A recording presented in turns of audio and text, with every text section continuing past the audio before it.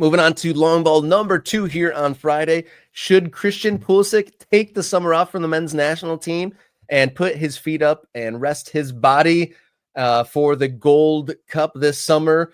In The Athletic, Greg O'Keefe writes, and he proposes what is the gain in the short term. Pulisic playing with the team. Obviously, the team needs to galvanize, but at the same time, Pulisic has played a whole lot of ball, and we want him refreshed for, his Serie A and in the World Cup in 2026. No, he should not take off from the U.S. men's national team. I'm not going to pretend like I have an idea of what Mauricio Pochettino is going to do with this squad, but Rob, have results been good enough? Has the progress been obvious enough? Has there been enough confidence built 1 year out from a World Cup for the U.S. men's national team to mess around at all this summer with the tournament that it has in front of it, especially considering that there will be players who won't be there because of club obligations, because Gianni Infantino's throwing a weird, awkward Club World Cup party here.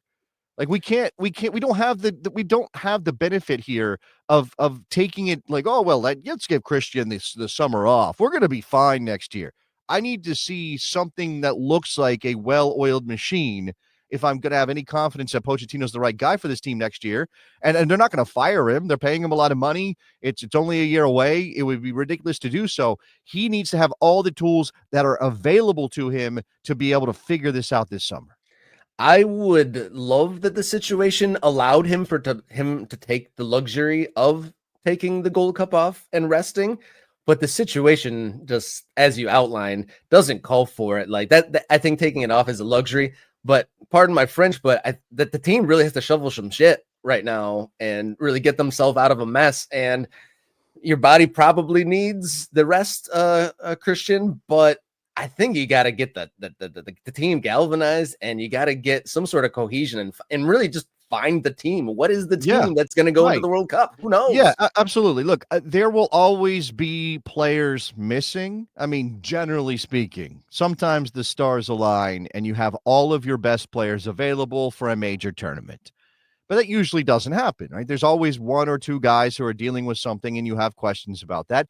And let's remember that when we get to the World Cup next year, Christian Pulisic and all of these European-based players are going to be coming off their European season, right? I'm not saying like you need to get used to it, because they probably are for the most part. But I don't know, this idea, like I guess this comes down to, Rob, whether you believe Christian Pulisic's energy levels in 2026 will be impacted by playing in a tournament, which admittedly isn't a prestigious tournament. I mean, we should care about it because it's our continental championship, but it's not the most prestigious tournament for a European-based player at a club like AC Milan. But do you believe that Christian Pulisic will be less energetic and be less ready to play on the big stage in the World Cup in America next year if he plays in the Gold Cup this summer? I mean, it's possible. I mean, bodies need rest, right? I don't have the numbers in front of me, but he's played a lot of minutes for Milan, and they played in the Copa América last year, so he hasn't had a great deal of time off. And I think that the body needs recovery. And when you see, like, when there's been strikes or lockouts in professional American sports, so when those long 80 game NBA NHL seasons are half, those half seasons actually end up being some of the most exciting play. And I think maybe that time off doesn't benefit all the way after the end of a Serie A season, but it would certainly benefit him going into Milan in the fall to take the time off. But I just don't think that the team can afford to be playing like a B team in the Gold Cup and then having to figure out what their A team is again next year. We have talked about. And by the way, Jedi Robinson is also part of this conversation because of the number of minutes he played for Fulham this season. Yeah, right. I mean, he's played a ton. He's played a ton. He played basically every minute he could. I mean, there were a couple of cup matches where Jedi wasn't in the lineup for Silva, but this has been talked about a lot. And I know maybe you could overdo it with the we're running out of time panic. Right there, you could do. I mean, it's obviously possible that this is all too much focus on the clock running down on the American World Cup, but that doesn't mean that it's not, right? It doesn't mean that there aren't so few windows before the U.S. hits the field in the World Cup next year. And maybe we're maybe we're projecting here a bit as American soccer fans, but it's obviously very important that the U.S. men's national team have a good showing in an American World Cup to help the growth of the game, to help the game move forward.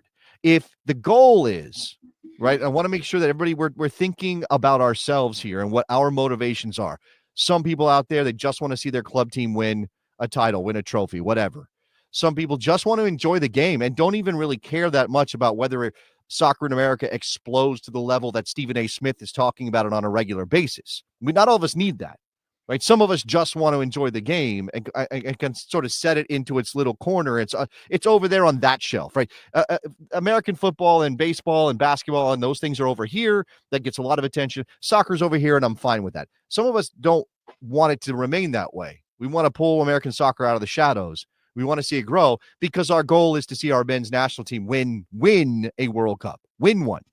Now, none of us are so in denial about our state of things that we think we're going to win in 2026, but that can be a step. You can use 2026 as a launching pad towards 2030 and beyond. So if that's the case, man, we need a good showing. And if we need a good showing, we need a team that knows how to play together and that Pochettino has had time to fix. And if we don't have many windows, then guys can't be taking off tournaments. I'm sorry. I know you're tired. Deal with it.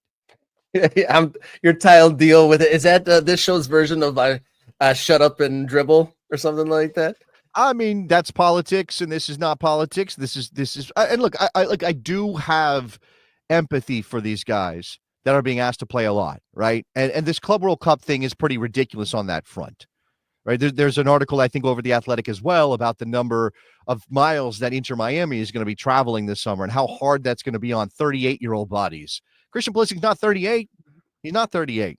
Was it like tens of thousands of miles in like a crazy 13-day span or something like that? It's insane, right? It's insane. And asked to play. And if Messi doesn't play, people are apoplectic about that. Like, how dare you not play, especially if people are paying thousands of dollars for tickets to games. So, we are asking a lot of these players, but in this case, you are going to have one opportunity in your life to be on the biggest stage in world football in your home country. You should get in as many reps as possible. Practice, practice, practice. And essentially that's what the Gold Cup is. It's sort of a practice tournament for the United States to get ready for 2026. Just a little fact check. Anthony Robinson, the 20th most minutes in the English Premier League at 29.88. So a ton of miles on that young man's legs. And we shall see what happens in the Gold Cup. And just a conversation we can just kind of tease for another time is, if there is a bad showing, will it become onto the club game and just like the slow grassroots swell of teams spreading across the country be the driver rather than, these flashpoint moments moving forward? Yeah, look, it can be all those things, right? It can be all those things, Rob. Of course it can.